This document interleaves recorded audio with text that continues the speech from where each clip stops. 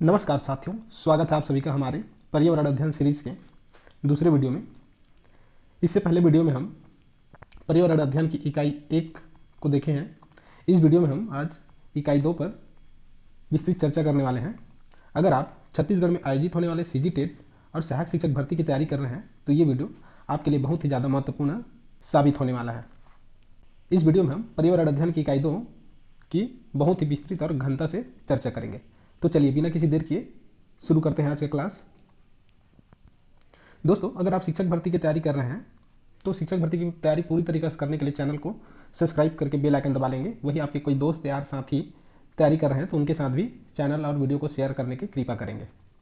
चलिए आज हम देखते हैं आज के क्लास का विवरण। यूनिट का नाम है पर्यावरण के बारे में बच्चों की समझ, जिसमें हम देखेंगे इसका परिचय, बच्चों की नज़र में पर्यावरण, बच्चे को समझ, ये बच्चे की समझ होगा, बच्चे की समझ, बच्चे का दृष्टिकोण, 5 से 7 वर्ष के बच्चों की पर्यावरण के बारे में समझ, कैसे पता करें कि बच्चा पर्यावरण के बारे में क्या क्या जानता है, बच्चे कैसे सीखते हैं और सीखने में समाज और वयस्क की भूमिका। आज हम इस वीडियो में इन सभी टॉपिक पर चर्चा करेंगे। चलिए चलते हैं हमारे पहले टॉपिक की ओर। इस यूनिट का परिचय देखते हैं। तो बच्ची अपने आसपास की चीज़ों और घटनाओं को बहुत गौर से देखती है। वह उन चीज़ों के गुणों की परख करती है। तो जो भी बच्चा होता है या बच्ची होती है वो अपने आसपास की चीज़ों और घटनाओं को एकदम बहुत ही गौर से देखती है और उन चीज़ों की गुणों की परख करती है, जांच परख करती है, एक चीज़ की दूसरी से तुलना करती है, उनमें समानता तथा फर्क खोजने की कोशिश करती है। बच्ची जब कक्षा में आती है तो अपने प्रयासों से रचे हुए ज्ञान लेकर आती है। मतलब बच्चा जब स्कूल में आता है तो पूरी तरीके से उसका दिमाग खाली नहीं होता है, वह अपने प्रयासों से रची हुई ज्ञान को लेकर आती है। हमें यह समझने की आवश्यकता है कि आखिर उसके पास जो ज्ञान है वह क्या क्या है और उसका उपयोग हम स्कूल में कैसे कर सकते हैं। हमें यह समझना होगा कि आखिर बच्चे की दुनिया कैसी है, वह ज्ञान कैसे अर्जित करता है, सीखने में वयस्क व समाज की भूमिका क्या होती है। तो ये है इस इकाई का परिचय। इन सभी सवालों और प्रश्नों को हम बहुत ही विस्तार से चलिए देखते हैं। बच्चों की नज़र में पर्यावरण। अब हम देखेंगे कि बच्चों की नज़र में आखिर में पर्यावरण होता कैसे है। चींटी से लेकर सूर्य तक सब कुछ बच्चे के पर्यावरण में है और वह उसके ध्यान व जिज्ञासा के केंद्र है। तो छोटे से छोटा प्राणी से लेकर बड़े से बड़ा जीव और पदार्थ बच्चे की पर्यावरण में होते हैं। जिस चीज़ को हम लोग नेग्लेक्ट कर सकते हैं, बच्ची उसको बहुत ही क्यूरियोसिटी के साथ देखती है और उसकी जांच परख करती है। उनकी रुचियों में भौतिक पहलुओं की अधिकता दिखाई देती है, फिर सांस्कृतिक पक्षों का महत्व दिखता है और उसके बाद सामाजिक व राजनीतिक मुद्दों का। जो छोटा बच्चा होता है उसके लिए भौतिक पहलू ही सबसे ज़्यादा अधिक महत्वपूर्ण रखता है, क्योंकि वो भौतिक रूप से उन चीज़ों को देख, छू और महसूस कर सकती है। उसके बाद फिर अन्य में आता है सांस्कृतिक पक्ष और सामाजिक और राजनीतिक मुद्दे, जो बाद में आती हैं। अपने आसपास की बातों को लेकर तो बच्चों के अवलोकन और प्रश्न बहुत पैने होते हैं, पर भिन्न व नए परिवेशों के जीवन परिचय में भी उन्हें आनंद आता है और उनके मन में कई जिज्ञासाएं जन्म लेती हैं। तो बच्चों के जो प्रश्न होते हैं उनके आसपास में जो घटना घट रहे हैं उसके बारे में बहुत ही पैनी होती है। इसलिए आप देखे होंगे कि जो छोटे बच्चे होते हैं हर बात पे कुछ न कुछ प्रश्न हमसे पूछते रहते हैं कि ये कैसा होता है, ये कैसे होता है, ये क्यों हो रहा है। और हम लोग जो बड़े होते हैं उनके प्रश्नों से बोर हो जाते हैं और उन्हें डांट डपट के चुप करा देते हैं। तो हमको ऐसा नहीं करना चाहिए। हम चाहे हम शिक्षक हों या पेरेंट्स हो, हमें कभी भी बच्चे की जो जिज्ञासाएं हैं उसको सॉल्व करने की कोशिश करना चाहिए, उनकी जानकारी को बढ़ाने की कोशिश करना चाहिए, ना कि उनको चुप कराना चाहिए। तो बच्चों के सवाल हर मुद्दे पर होते हैं, हर मुद्दे पर बच्चों के पास सवाल होता है जो वे अपने आसपास देखते हैं। मतलब बच्चा अपने आसपास जो भी चीज़ देख रहा है उस सभी पर वो चर्चा करता है, हर चीज़ को जानने की कोशिश करता है। उसी के संबंध में फिर वो हम लोग से बहुत ही अजीब अजीब से और उटपटांग से सवाल पूछने लगते हैं। तो ये होता है बच्चों के नज़र में पर्यावरण। बच्चों के नज़र में पर्यावरण क्या है, तो छोटा चींटी से लेकर बड़ा हाथी और उनके सामने जो भी जीव जंतु होती हैं, पदार्थ होते हैं, सब उनके पर्यावरण में आते हैं। चलिए आगे बढ़ते हैं। चलिए अब देखते हैं बच्चे की समझ। एक बच्चे की समझ में क्या क्या होती है। बच्चे अपने आसपास की दुनिया से बहुत ही सक्रिय रूप से जुड़े होते हैं। वे खोजबीन करते हैं, प्रतिक्रिया करते हैं, चीज़ों के साथ कार्य करते हैं, चीज़ें बनाते हैं और अर्थ गढ़ते हैं। तो जो भी बच्चा होता है वो अपने आसपास की दुनिया से बहुत ही सक्रिय रूप से जुड़ा रहता है। वो नए चीज़ों को खोजने की कोशिश करता है, उन खोज के प्रति अपना प्रतिक्रिया करता है, चीज़ों के साथ कार्य करता है, कभी कभी अपने खिलौनों को तोड़ता है, फिर उसको जोड़ता है, फिर तोड़ता है, और इस प्रकार से वो तोड़ता है, बनाता है और उसके अर्थ गढ़ते हैं। बचपन विकास और निरंतर बदलाव की अवस्था है। तो बचपन कैसा है? विकास और निरंतर बदलाव की अवस्था है, जिसमें शारीरिक एवं मानसिक क्षमताओं का पूर्ण विकास शामिल होता है। इस विकास में वयस्क समाज में समाजीकृत होना भी शामिल है, जिसमें बच्चा संसार का ज्ञान ग्रहण करता है और नए ज्ञान का सृजन करता है।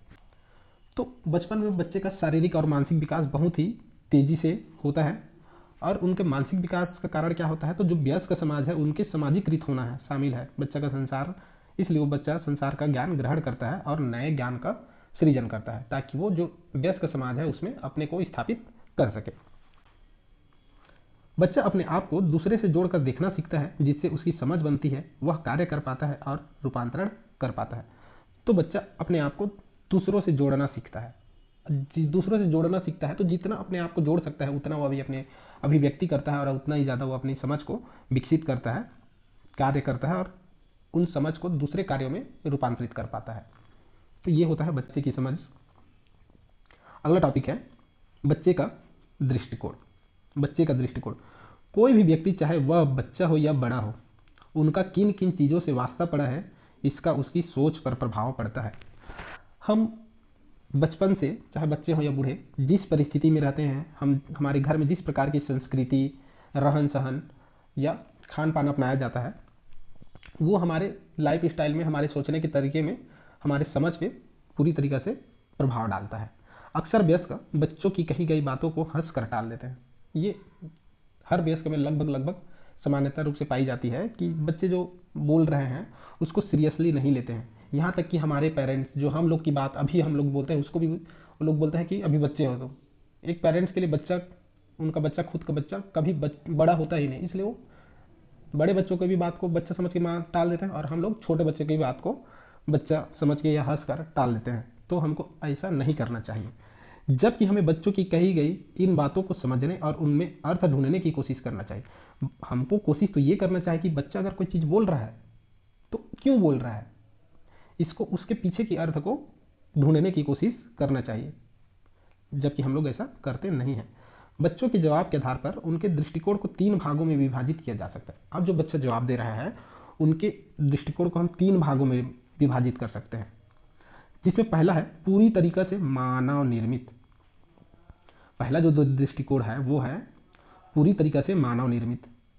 दूसरा जो दृष्टिकोण है वह मानव निर्मित और प्रकृति का मिला जुला रूप है, मतलब मानव भी बनाया है प्लस उसमें प्रकृति का भी रोल है, ये मान के चलिए। जो तीसरा दृष्टिकोण हम समझ सकते हैं, जो विभाजित कर सकते हैं, वो है एकदम प्राकृतिक। मतलब एकदम जो प्राकृतिक है उसको पूरी तरीक़ा से प्राकृतिक चीज़ों या प्राकृतिक क्रियाओं के फलस्वरूप वो बना। इस प्रकार से बच्चों का दृष्टिकोण को हम लोग 3 प्रकार से विभाजित कर सकते हैं। पहला है मानव निर्मित, दूसरा है मानव निर्मित तथा प्रकृति का मिला जुला रूप, और तीसरा एकदम प्राकृतिक। चलिए देखते हैं इन तीनों दृष्टिकोणों को विस्तार से। पहले देखते हैं हम मानव निर्मित दृष्टिकोण को। इस चरण में बच्चे मानते हैं कि हर चीज़ इंसान बनाते हैं। बच्चा जो भी चीज़ देखता है, चाहे वो खाने का चीज़ हो या उस जो प्राकृतिक चीज़ हो जिसको इंसान नहीं बना सकता, उसको भी वो देखेगा तो बोलेगा, जो बच्चा इस चरण में है मानव निर्मित दृष्टिकोण के साथ, तो बोलेगा कि इसको इंसान ही बनाया है।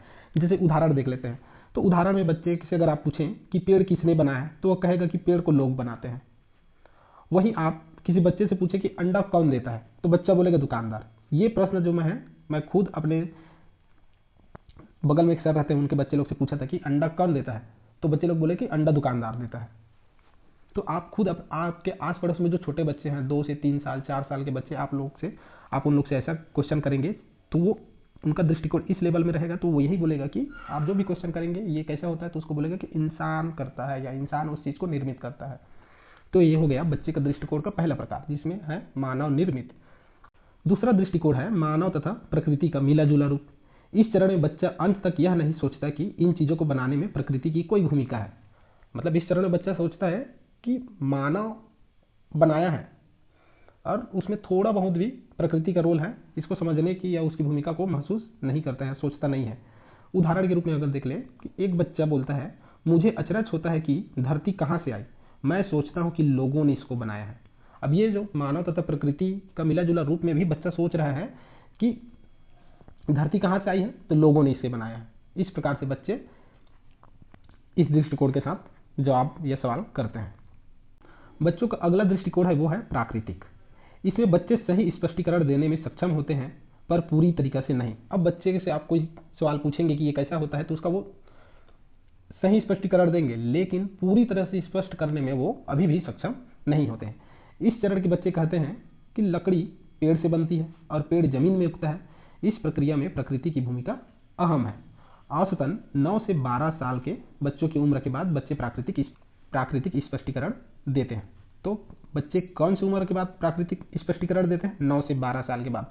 ये एक आपका क्वेश्चन यहीं से बन रहा है कि क्वेश्चन आ सकता है कि औसतन कौन सी उम्र के बाद बच्चे प्राकृतिक स्पष्टीकरण देते हैं, तो आपका उत्तर हो जाएगा 9 से 12। तो आप यहाँ इसको IMP नोट कर सकते हैं अपने हिसाब से, जैसा भी आपको नोट करना है। एक क्वेश्चन यहाँ से बन सकता है। चलिए आगे बढ़ते हैं दोस्तों। ये चैनल को सब्सक्राइब करके आप बेल आइकन जरूर दबा लें।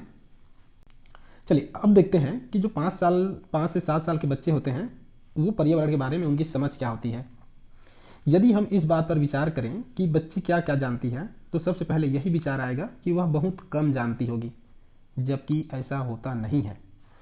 वास्तव में वह बहुत कुछ जानती है। एक जो छोटा बच्चा होता है जिसको हम सोचते हैं कि ये खाली स्लेट है, इसको कुछ नहीं आता होगा, वो बहुत कुछ जानता होगा। अब चलिए देखते हैं वो क्या क्या जानता होगा।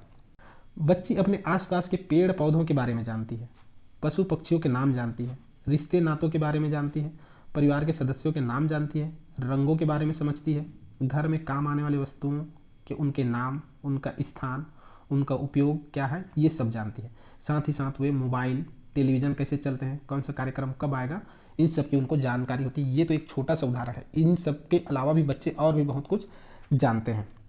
उनका पसंदीदा खाना क्या है, वो पसंदीदा खाना मिलेगा कहाँ, अपने पसंद के कपड़ा वो चूज कर सकते हैं। अगर जो कपड़ा को वो बोल दिए कि मेरे को इस कपड़ा को लेना है, आप मत लीजिए, फिर वो कैसे हल्ला मचाएंगे उसको देखिए। तो जो बच्ची होती है उसको बहुत कुछ पता होता है। हालांकि हम लोग सोचते हैं कि जो बच्ची है कितना ही जानती होगी, ये हमारी सोच होता है, लेकिन बच्चा बहुत कुछ जानता है। ये बच्ची जो है बहुत कुछ जानती है। आप लोग कमेंट करके बताइए कि और जो छोटे बच्चे होते हैं क्या क्या जानते हैं, जल्दी से कमेंट कीजिए। कैसे पता करें कि बच्चा पर्यावरण के बारे में क्या क्या जानता है? तो इसके कई विधि हैं जिसको उपयोग करके हम पता कर सकते हैं कि बच्चे पर्यावरण के बारे में क्या क्या जानते हैं। चलिए देखते हैं इन विधियों को। पहला है सर्वे, टेस्टिंग और उनका विश्लेषण। इस काम को हम छोटे पैमाने पर सीमित विद्यार्थियों की संख्या के साथ कर सकते हैं, जिससे हमें उनके पर्यावरण के समझ के बारे में जानकारी पता चल सकता है। दूसरा हम विधि अपना सकते हैं बातचीत से। इसमें हम उनसे पर्यावरण संबंधित प्रश्न पूछ सकते हैं, पर्यावरण से जुड़ी गतिविधियों में शामिल करके हम उनकी समझ को पता कर सकते हैं। अगला विधि हम उपयोग कर सकते हैं चित्रकारी या लेखन का, जिसमें हम उन्हें पर्यावरण से जुड़े विषयों पर चित्रकारी या लेखन का कार्य दे सकते हैं।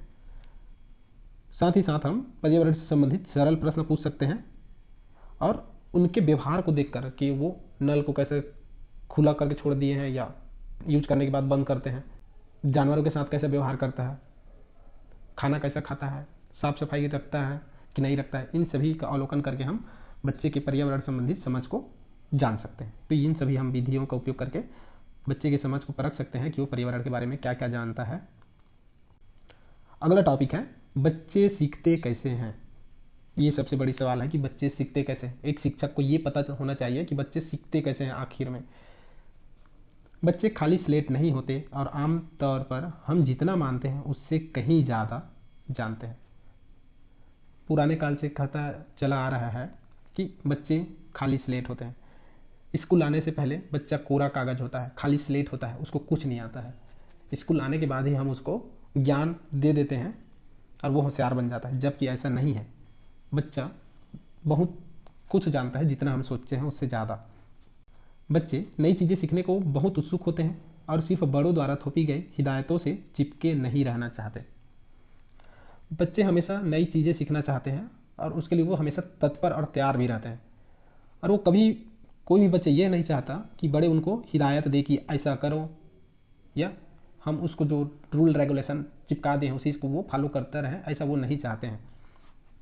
वो भी चाहते हैं कि उनको उनके मन का करने दिया जाए। आमतौर पर बच्चे अपने आसपास की चीज़ों, घटनाओं को बड़ी बारीकी से देखते हैं और जहाँ भी उनको मौका मिलता है वे अपनी बात को व्यक्त करते हैं।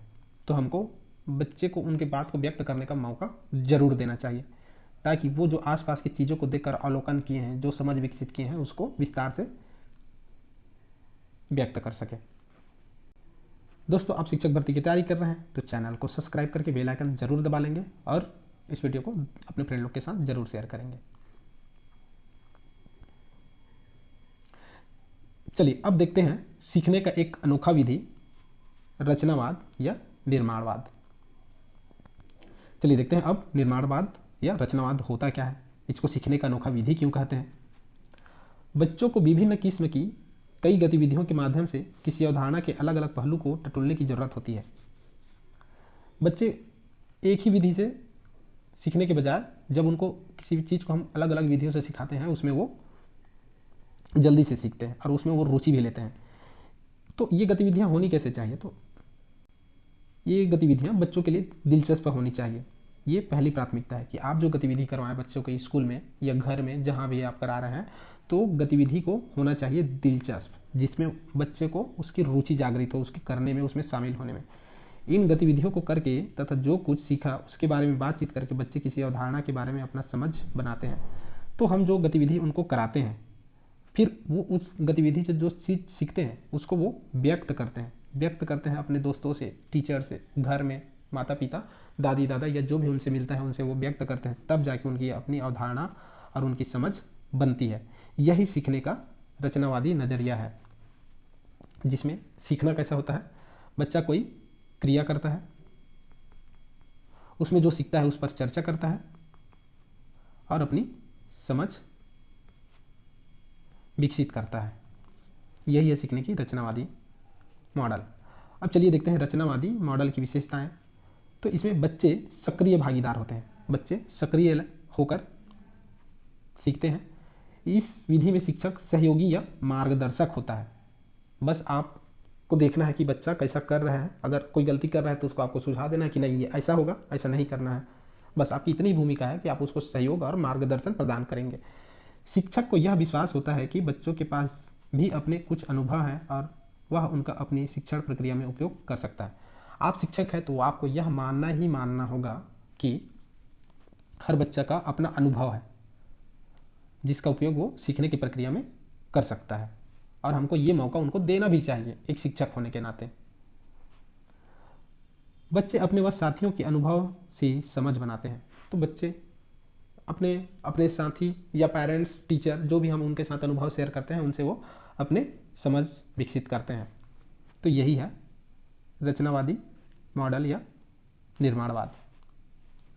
आप अगर शिक्षक बनने चाह रहे हैं तो रचनावादी निर्माणवाद को आपको कंठस्थ कर लेना चाहिए। मतलब आप अपने सोच को रचनावादी मॉडल के हिसाब से विकसित कर लीजिए, ताकि आप सहयोगी और मार्गदर्शक की भूमिका निभा सकें और आप विश्वास करें कि बच्चे के पास अपना अनुभव होता है जिसका उपयोग वो शिक्षण प्रक्रिया में करता है। नहीं तो अधिकतर तो हम लोग यही मान के चलते हैं स्कूल में कि बच्चा को कुछ नहीं आता है, हम जो सिखाएंगे वही बच्चा सीखेगा, और हम उसको ऐसा करो, ऐसा करो, ऐसा मत करो करके टोकते रहते हैं। तो ऐसा नहीं करना चाहिए। अब देखते हैं रचनावादी ढंग से सीखने की प्रक्रिया क्या होती है। तो रचनावादी ढंग से सीखना एक ऐसी प्रक्रिया है जो कई चरणों में गुजरती है। तो रचनावादी सीखने की जो प्रक्रिया है सिर्फ एक चरण में पूरा नहीं होता है, ये एक से अधिक चरणों में पूरा होती है, जिनमें पहला चरण है कार्य करने में किसी और ज़्यादा जानकार व्यक्ति की मदद मिलती है। जैसे कि शिक्षक अगर घर में कोई कार्य कर रहे हैं तो उसके पेरेंट्स हो सकते हैं या अन्य कोई वयस्क व्यक्ति हो सकता है जो उनकी मदद कर सकता है क्रियाविधि को समझाकर, या कहीं वो अटक रहे हैं वहाँ उनके प्रोत्साहन या मदद करके। दूसरा चरण है कार्य करने में खुद की मदद। अब बच्चा कार्य कर रहा है तो उसको वयस्क की मदद के अलावा खुद की मदद करना भी जरूरी है। कहीं ऐसा आ सकता है कि उसको मदद करने के लिए वयस्क नहीं है, तब वो अपने दिमाग लगा के, कोई से भी तिगड़म लगा के अपनी खुद की मदद करेगा। रचनावादी ढंग से सीखने का जो तीसरा प्रक्रिया है वो है कार्य सहज हो जाता है। जब बच्चे को वयस्क द्वारा मार्गदर्शन मिलता है या वो अपना खुद का सहयोग करता है तो उसके लिए कार्य क्या हो जाता है, सहज हो जाता है, सरल हो जाता है। इस प्रक्रिया का उपयोग बार बार अन्य गतिविधियों के लिए किया जाता है। जब बच्चा एक कार्य को कर लेता है बहुत अच्छे तरीक़े से कर लेता है, उसको वयस्क की मदद मिलती है, खुद मदद करता है अपना, और उसके बाद कार्य सरल हो जाने के बाद वो उसको पूरा कर लेता है, तो उस विधि को वह अन्य कार्यों में उपयोग करके गतिविधि को, अपना समझ को आगे बढ़ाता है। इस प्रकार से बच्चा अपना समझ विकसित करता है, जिसको हम रचनावादी मॉडल या विधि कहते हैं। इसमें बच्चा स्वयं करके सीखता है, बड़े उसको बस सहयोग प्रदान या मार्गदर्शन करते हैं। अब देखते हैं बच्चे किसी अवधारणा की तस्वीर अपने मन में कैसे बनाते हैं। तो इसके लिए वो उपयोग करते हैं स्कीम का। तो चलिए देखते हैं स्कीम क्या होता है। बच्ची ठोस अनुभव से बारंबार संपर्क के जरिए सीखती है। ठोस अनुभव यानी भौतिक वस्तुओं से वो जब अपना अनुभव बार बार करती है, उससे क्रिया करती है, तब वो सीखती है। हर बच्चे का सीखने का अपना ही तरीका होता है।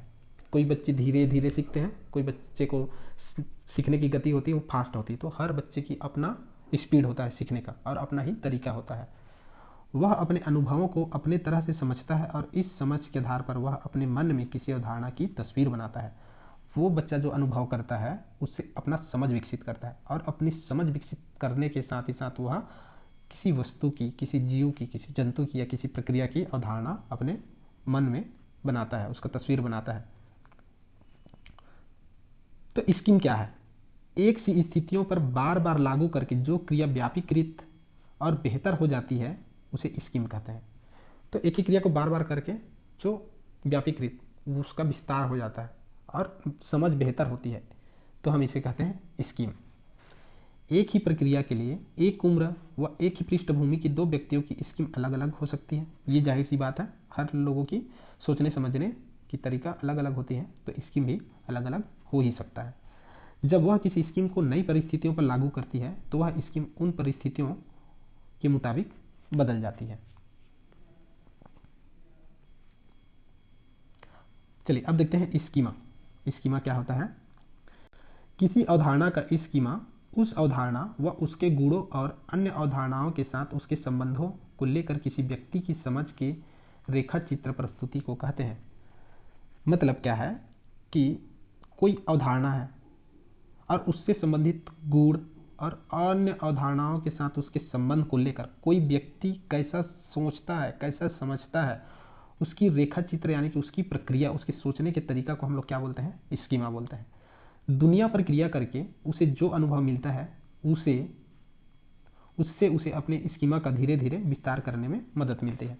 तो चाहे बच्ची हो या बड़े हो या बुजुर्ग हो, वो जो दुनिया पर क्रिया कर रहा है यानी दुनिया के साथ, आस पड़ोस के साथ, पर्यावरण के साथ क्रिया कर रहा है, उससे अनुभव प्राप्त कर रहा है, उसके आधार पर उसका स्कीमा जो है धीरे धीरे विस्तृत होते जाता है।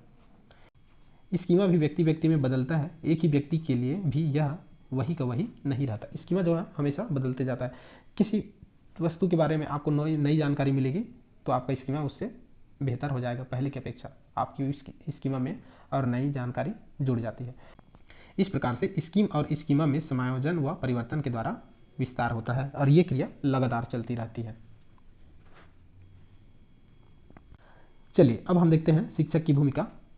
आप शिक्षक बनने जा रहे हैं तो ये आपके लिए बहुत ही ज़्यादा महत्वपूर्ण है कि एक शिक्षक को अपनी भूमिका पता होना चाहिए। शिक्षक की भूमिका को हम सामाजिक पक्ष देखते हैं तो बच्चे सीख सके इसके लिए ज़रूरी होगा कि शिक्षक कक्षा में उसके लिए एक सुविधाजनक व दोस्ताना माहौल बनाए जहाँ वे सुरक्षित महसूस करें। हम शिक्षक हैं या हम शिक्षक बनना चाहते हैं तो कक्षा में हमारा पहला दायित्व तो होगा कि हम कक्षा का माहौल कैसा बनाएं जो बच्चे के लिए, बच्चा जहाँ सुरक्षित महसूस करे, उसके साथ हम दोस्ताना व्यवहार करें, तब वो उसको सुरक्षित महसूस होगा। शिक्षक हर बच्चे के उस अनुभव का उपयोग करें जो वे अपने माहौल के साथ लाते हैं। तो शिक्षक को बच्चा के पास जो भी अनुभव है, वो जिस माहौल से आया है, जिस परिस्थिति से आया है, उसका उपयोग कक्षा में करना चाहिए। शिक्षक का मुख्य भूमिका बच्चों को मार्गदर्शन व सहारा प्रदान करने का होना चाहिए, ना कि बच्चों को ये बताना कि उन्हें क्या करना है। इस बात को आप लोग अच्छे से समझ गए होंगे कि शिक्षक को मार्गदर्शक होना चाहिए, उसको सहारा प्रदान करना चाहिए, ना कि उन्हें नियम कानून या करने का तरीका बताना चाहिए कि ऐसा ही करो, जो मैं बोल रहा हूँ वही होगा, ऐसा ही करो। ये अगर कोई शिक्षक व्यवहार करता है बच्चे के साथ तो वो उसकी जो रचनावादी सोच है उसको हम दमन कर देंगे और वो बच्चा फिर अपने तरीके से सोचेगा नहीं कभी। शिक्षक बच्चों की भाषा को कक्षा में स्थान दे उसे औजार की तरह उपयोग करे। स्कूल को एक ऐसी जगह बनाने में मदद करेंगे जहां बच्चे आत्मविश्वास से खोजबीन कर सके। बच्चों में आत्मविश्वास का होना बहुत ही जरूरी है। जब तक उनमें आप आत्मविश्वास विकसित नहीं करेंगे बच्चे आपसे डरेंगे या उनके मन में जो चीज़ चल रहा है उसको वो पूछ नहीं पाएंगे और अपनी बातों को व्यक्त नहीं कर पाएंगे। आप लोग अधिकतर देखेंगे कि बच्चे अपने घर में और अपने दोस्त लोग के साथ एकदम फ्रैंकली बात करते हैं, एकदम खुल्लम खुल्ला, लेकिन जहाँ हम शिक्षक उनके सामने आते हैं फिर वो डर जाते हैं। फिर आप कितना भी कोशिश कीजिए उसको कुछ बोले तो वो बोलता नहीं है। ये इसी कारण होता है कि हम उनमें आत्मविश्वास विकसित नहीं कर रहे रहते हैं या हमारा कक्षा का माहौल ऐसा रहता है जहाँ उनको डर महसूस होता है, वो सुरक्षित महसूस नहीं करता है, वो सोचते हैं कि हमें दंड मिलेगा, इस कारण वो अपनी बातों को बोलते नहीं। तो हमें ऐसे माहौल को ख़त्म करना है और कक्षा का माहौल सुविधाजनक बनाना है और व्यवहार दोस्ताना रखना है ताकि बच्चा सुरक्षित महसूस करे, स्कूल आए, अपनी बातों को बताए। तो ये है शिक्षक की भूमिका की सामाजिक पहलू। चलिए अब देखते हैं शिक्षक का मार्गदर्शक भूमिका। आपको बच्चे की समझ का स्तर मालूम हो और यह सुनिश्चित करे कि उसे जो कुछ पहले से पता है उसमें यह नया ज्ञान फिट हो सकता है। मतलब एक शिक्षक हैं हम तो हमें ये पता होना चाहिए कि बच्चे की समझ कौन से स्तर की और जो हम नया चीज़ उनको बताने जा रहे हैं वो उनके ज्ञान में फिट होगा या नहीं। अगर नहीं हो रहा है फिट तो हम उसको कैसे फिट कर सकते हैं, इस पर हमको कार्य करना चाहिए। यदि आप एक ऐसे शिक्षक हैं जो विद्यार्थी को सीखने के अवसर देते हैं तो फिर आप हर बच्चे को उस समस्या को सुलझाने को प्रेरित करेंगे। सुझाव और संकेत देकर आप उसे प्रोत्साहित करेंगे वह उस अवधारणात्मक संरचना को आगे बढ़ाए जो उसने अपने दिमाग में विकसित की है। तो हमें ये करना चाहिए कि बच्चे को प्रोत्साहित करें, उसको सुझाव दें, संकेत दें कि तुम जो दिमाग में सोच रहे हो, अपने मन में सोच रहे हो, उसको बताओ। कक्षा में कुछ विद्यार्थी फूल को खोलने के कार्य को शीघ्रता से कर लेंगे और कुछ ऐसे भी होंगे जो धीमे धीमे करेंगे। ऐसे में धीमे से कर रहे विद्यार्थियों को साथ लेकर चलने की आवश्यकता होती है। अगर आप बच्चे में कोई कार्य गतिविधि करा रहे हैं तो ऐसा होगा कि कोई बच्चे उस गतिविधि को तुरंत कर लेंगे, कोई बच्चे होंगे जिसको करने में थोड़ा समय लगा और कुछ बच्चे होंगे जो आपके सोच से पूरे कक्षा के बच्चे कर लिए फिर भी वो नहीं कर पाया। तो अब हमको ऐसे बच्चों को छोड़कर आगे नहीं बढ़ना है, ऐसे बच्चों को हमको क्या करना है, साथ लेकर चलना है। जब तक वो बच्चा उस अवधारणा को सीख नहीं जाता हमको दूसरे टॉपिक पर आगे नहीं बढ़ना चाहिए। अगर हम उस बच्चे को छोड़कर आगे बढ़ जाते हैं तो वह अवधारणा वह बच्चा कभी सीख ही नहीं पाएगा और इस प्रकार से वह जो धीमा बच्चा है वह कक्षा में पिछड़ जाएगा। तो हमको किसी भी बच्चे को पीछे छोड़कर नहीं चलना है, उनको साथ लेकर चलना है।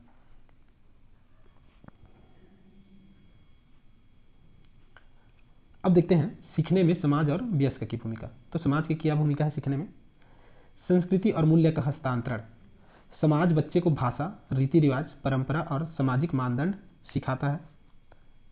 सामाजिक संपर्क, बच्चे अपने साथियों, पड़ोसियों, समुदाय के सदस्यों के साथ बातचीत करके सहयोग, साझेदारी, प्रतिस्पर्धा जैसे कौशल सीखते हैं। अब शैक्षणिक संरचनाएं देखते हैं। स्कूल, पुस्तकालय, खेल के मैदान और सामुदायिक केंद्र जैसे संस्थाएं बच्चों के सीखने को औपचारिक और अनौपचारिक रूप से सुविधाजनक बनाती हैं। रोल मॉडल, समाज में मौजूद डॉक्टर, शिक्षक, कलाकार आदि बच्चों के लिए प्रेरणा बनते हैं और उनके करियर के चुनाव को प्रभावित करते हैं। तो ये जो सारे भूमिका है ये समाज की भूमिका है, जहाँ समाज है बच्चों को भाषा सिखाता है, रीति रिवाज, रहन सहन का तरीका, दूसरों के साथ कैसे व्यवहार करना है, बातचीत, साझेदारी, ये सभी चीज़ें वो सिखाता है। साथ ही साथ हमारे समाज में जो डॉक्टर हैं, शिक्षक हैं, कलाकार हैं या कोई भी गणमान्य नागरिक या प्रतिष्ठित व्यक्ति हैं वो बच्चों के रोल मॉडल होते हैं। हमारे पेरेंट्स हमारे रोल मॉडल्स होते हैं, बच्चों के रोल मॉडल होते हैं जो उनके कैरियर चुनाव या सोच समझ को बहुत ज़्यादा प्रभावित करते हैं। तो ये है समाज की भूमिका एक बच्चे के जीवन में या सीखने की प्रक्रिया में।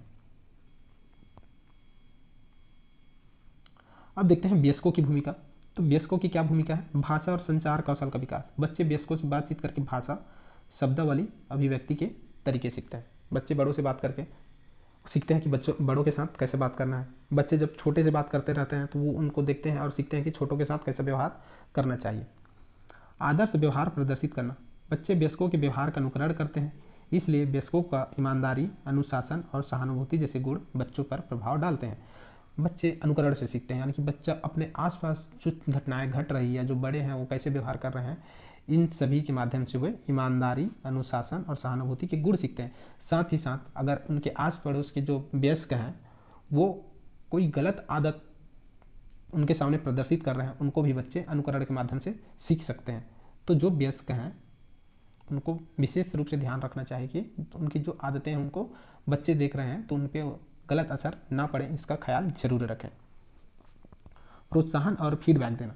सही मार्गदर्शन और प्रयास बच्चे के आत्मविश्वास को बढ़ाती है, जबकि सकारात्मक सुधार प्रतिक्रिया उन्हें गलतियों से सीखने में मदद करती है। तो बच्चे को सही मार्गदर्शन और प्रशंसा से उनकी आत्मविश्वास बढ़ती है, और जब हम उनको सुधारात्मक सुझाव देते हैं तो उनको खुद की गलतियों से सीखने में मदद मिलती है। नैतिक शिक्षा। वयस्क बच्चों को सही गलत, न्याय, सम्मान और दया जैसे मूल्यों से परिचित कराते हैं। इस प्रकार से वयस्क जो है बच्चे के सीखने में बहुत ही महत्वपूर्ण भूमिका निभाता है। सभी का भूमिका बहुत ही महत्वपूर्ण होता है, चाहे वो हमारा समाज हो, वयस्क हो या शिक्षक हो। सबका महत्व बच्चे के सीखने में बहुत ही ज़्यादा महत्वपूर्ण है। किसी के महत्व को हम कम नहीं आंक सकते।